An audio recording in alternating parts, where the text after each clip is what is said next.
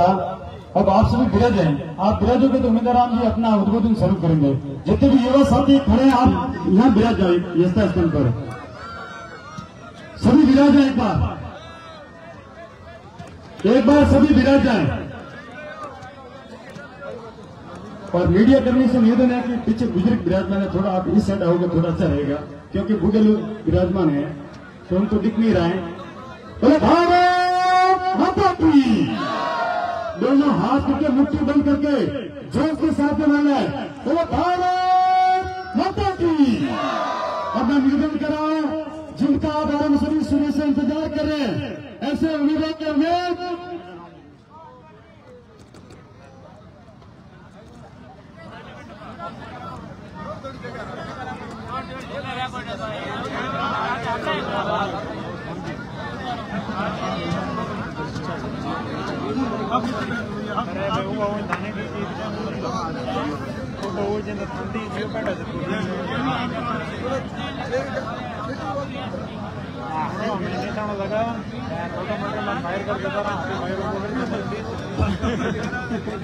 दो मिनट बैठे रहिए, बात चल रही है एमपी साहब के, और बात करने के बाद अपने बीच में बात रखेंगे।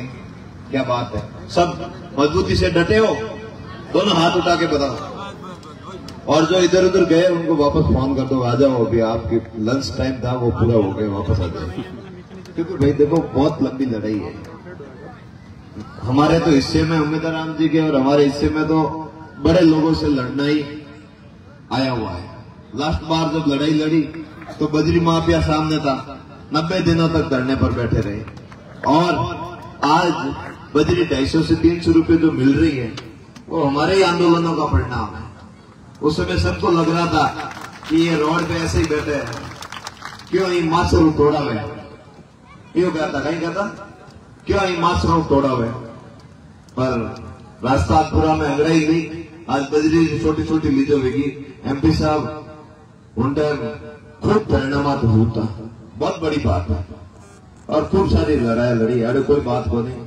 और हमें है तो मोटा होती होगी घराना हमें अरे धन्यवाद दो, अपन दिशेत आया है। अब अपन आप ही भरोसा है कि जो भी हुए कहीं न कहीं तो मामला ठाई तो ही रील मामला में पार पड़।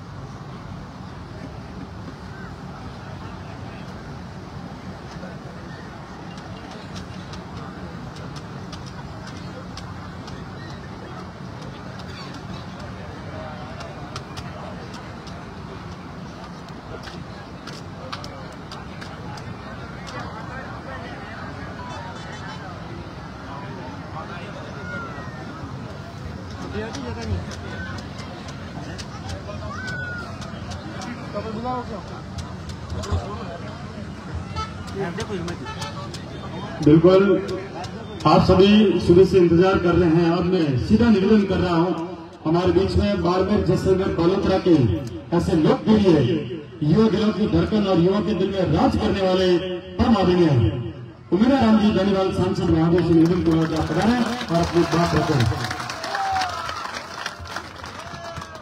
भारत माता की, भारत माता की।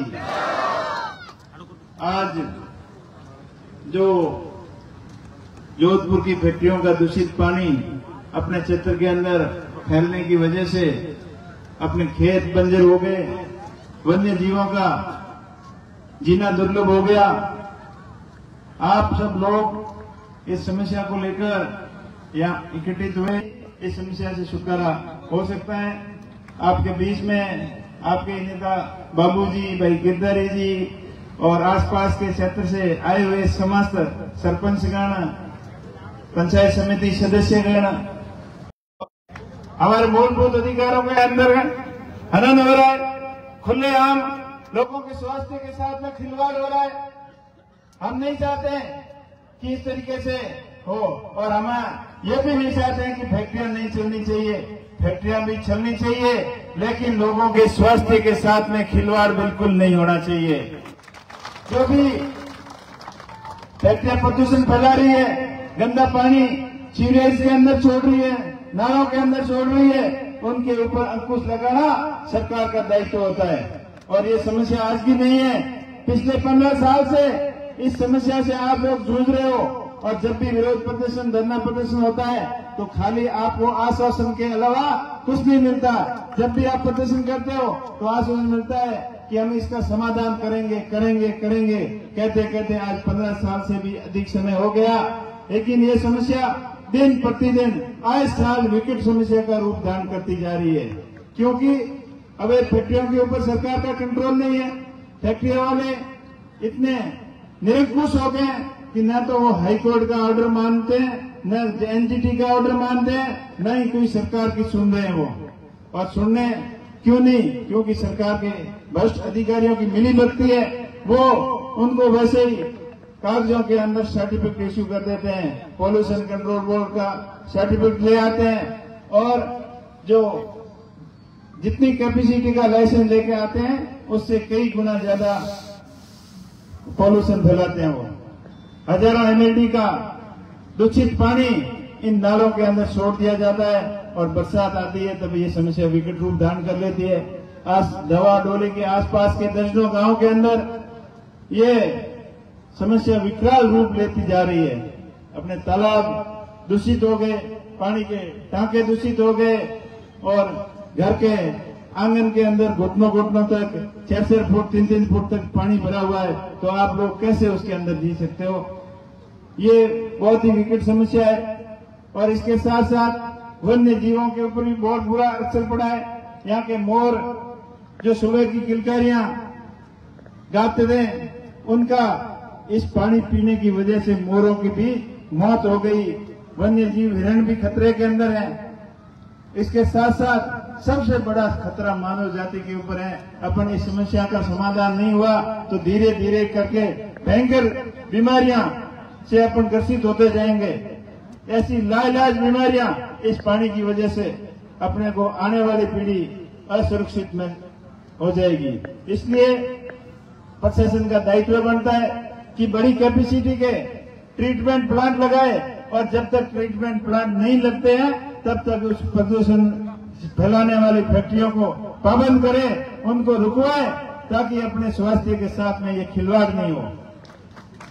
कहने के नाम पर बालोतरा हो, चाहे पाली हो, चाहे जोधपुर हो, ईटीपी, डब्ल्यूटीपी, एसटीपी, पता नहीं कितने कितने प्रकार के प्लांटों के नाम दिए हैं, और वो कागजों के अंदर ही चल रहे हैं, और धरातल के ऊपर वो ये प्लांट के अंदर ट्रीटमेंट बिल्कुल नहीं हो रहा है। और जो भी हो रहा है थोड़ा बहुत उसकी कैपेसिटी, मान लो 1000 लीटर की साफ करने की है, पानी ट्रीट करने की है, तो उसके अंदर 50,000 लीटर आता है, तो वो कहां से पानी ट्रीट होगा, कहां से साफ होगा? तो इन सभी समस्या के स्थायी समाधान के लिए बड़ी कैपेसिटी के ट्रीटमेंट प्लांट लगाने होंगे, और पक्के नाले के माध्यम से इस पानी को कस के क्षेत्र तक ले जाना होगा, या सरकार ऐसी व्यवस्था करे कि एकदम शुद्ध पानी हो, ताकि वापस फैक्ट्रियों के अंदर ही रीयूज आता रहे। पर बात करते हैं, अधिकारियों से बात करते हैं, तब बताते हैं कि ये पानी तो ट्रीट कर देंगे, लेकिन इस पानी को कौन लेगा?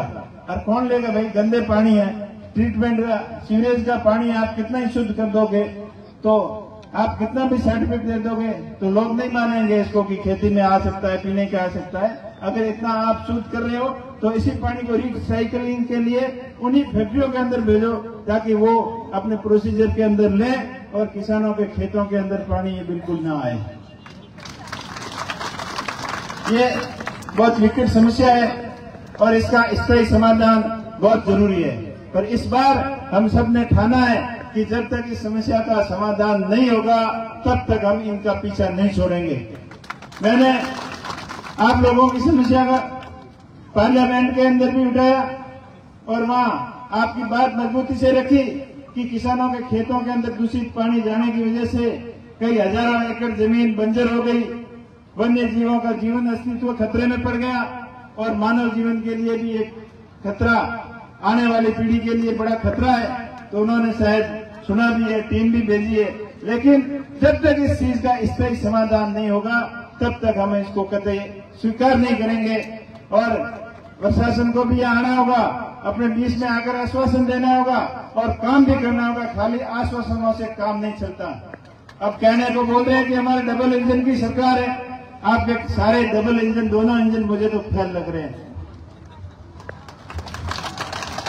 इस पानी की बात करें, इसके साथ साथ में किसानों की बात करें, ना तो आदान अनुदान के पैसे आए, ज्यादातर लोगों के न तो कृषि क्लेम के पैसे आए, खाली भाषणों के अंदर किसानों की हितैषी सरकार बन के रह जाती है। किसानों के लिए धरातल के ऊपर काम ये सोचोगे, अपनी जमीन के लिए सोचोगे, जमीन और जल के लिए सोचोगे, तभी इसी समस्या का समाधान होगा। ना तो आपस में क्या करते हैं, पार्टीबाजी करके बैठ जाते हैं, ये तो फलान जी आ गए या वो फलान जी आ गए, पर समस्या नेताओं की नहीं है। इनके आने से जाने से कोई फर्क नहीं पड़ेगा। अगर आप संगठित रहकर संघर्ष मजबूती से करोगे तभी इस समस्या का समाधान निकलेगा। आपको अपनी ताकत का एहसास कराना है, आपको मजबूर कर देना है सरकार को आके आपके सामने घुटने टेक कर इस समस्या का जब तक इससे समाधान नहीं निकले तब तक आपको एक आवाज पर हजारों लाखों की संख्या में एकत्रित होकर सरकार का विरोध प्रदर्शन के लिए आपको हमेशा के लिए तैयार रहना है। हम प्रयास कर रहे हैं। प्रशासन कलेक्टर से बात की है, मैंने संभागीय आयुक्त से बात की है, वो अब टाइम लगा है थोड़ा सा, और थोड़ी देर तक इनका इंतजार कर लेते हैं क्या बोलते हैं, फिर आप लोग जो कहोगे वही सामूहिक अपन निर्णय ले लेते हैं। पर मेरा यह कहना है, जब तक इस समस्या का समाधान स्थायी रूप से नहीं हो जाए तब तक आपको एक रहना है, नेक रहना है, संगठित रहना है, एक ही आवाज पर आपको मजबूती से इस समस्या के खिलाफ हमेशा लड़ते रहना है। आप बड़ी संख्या में पधारे, आप सुबह से आए हो, करीब करीब आपको आए हुए 7-8 घंटे हो गए। मेरे को भी जल्दी आना था, लेकिन एक और दो जगह प्रोग्राम होने की वजह से मैं आपके बीच में थोड़ा लेट पहुंचा। इसके लिए आप सबसे माफी चाहता हूं और मेरा पूरा प्रयास रहेगा कि इस समस्या का स्थायी समाधान से कितना भी टाइम लगे, लेकिन इस समस्या का समाधान करके रहेंगे। आने वाली बरसात के अंदर इस समस्या की पुनरावृत्ति नहीं हो, उससे पहले पहले इसका कोई न कोई स्थायी समाधान जरूर निकालेंगे। आप सबका बहुत बहुत आभार, बहुत बहुत धन्यवाद खान सिंह और उनकी पूरी टीम का कि आपको जागृत किया। और आपको यही कहना चाहूंगा कि जब भी आप लोगों की जरूरत पड़े तो एक आवाज के ऊपर आप हजारों लाखों की संख्या के अंदर संगठित रहोगे, तभी अपनी सरकार सुनेगी और इस समस्या का समाधान होगा। आप लोगों का बहुत बहुत आभार।